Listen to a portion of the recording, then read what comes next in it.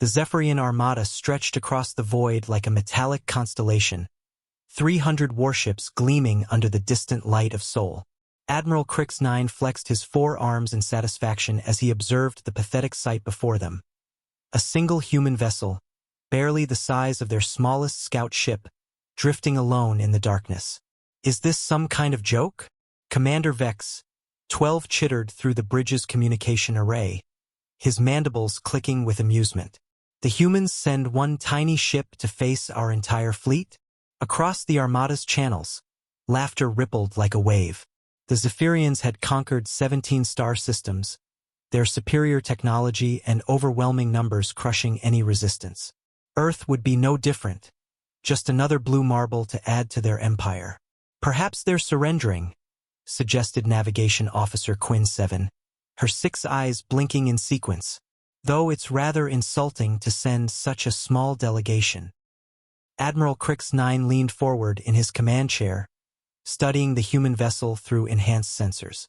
It appeared to be constructed from primitive alloys, its hull scarred and pitted from what looked like countless battles. No visible weapons ports, no energy signatures indicating powerful shields or defensive systems.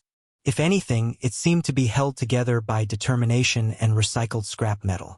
Open a channel to the human ship, Crix-9 ordered, barely containing his mirth. Let's see what these mammals have to say for themselves. The main screen flickered to life, revealing the bridge of the human vessel. A single figure sat in the captain's chair, a woman with steel-gray hair and eyes that held the weight of countless wars. Behind her, the bridge was cramped and utilitarian, banks of primitive displays casting harsh shadows across worn surfaces. I am Captain Sarah Chun of the UES Defiance, the human said, her voice steady despite facing impossible odds. You have entered Sol System without authorization. Turn back now or face the consequences. The Zephyrian bridge erupted in laughter. Several officers doubled over, their multiple limbs shaking with uncontrolled mirth.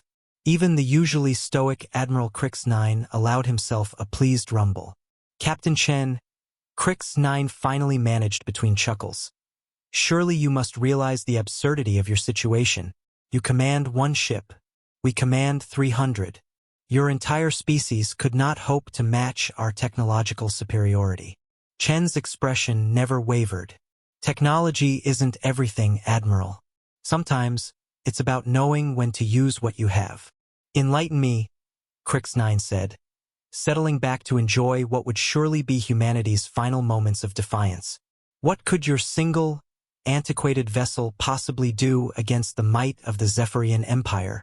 Chan smiled, a cold, predatory expression that should have served as a warning. Simple.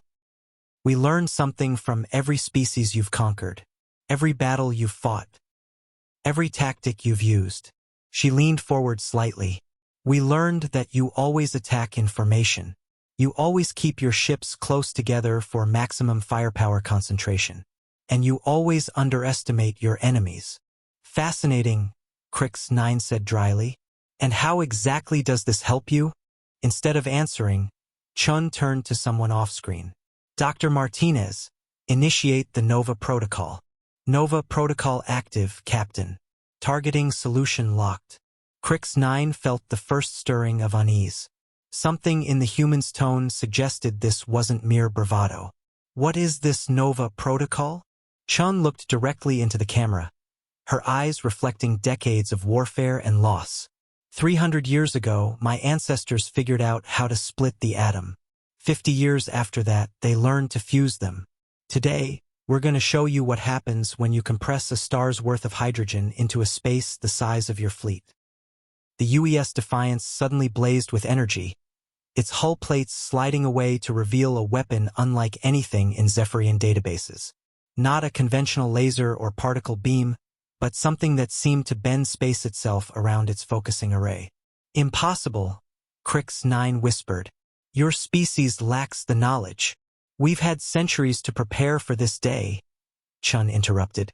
Centuries to study, to build, to plan for the moment someone would threaten our home. The weapon fired. What happened next defied every law of physics the Zephyrians understood. Space itself seemed to ignite as artificial fusion reactions cascaded through their tightly packed formation.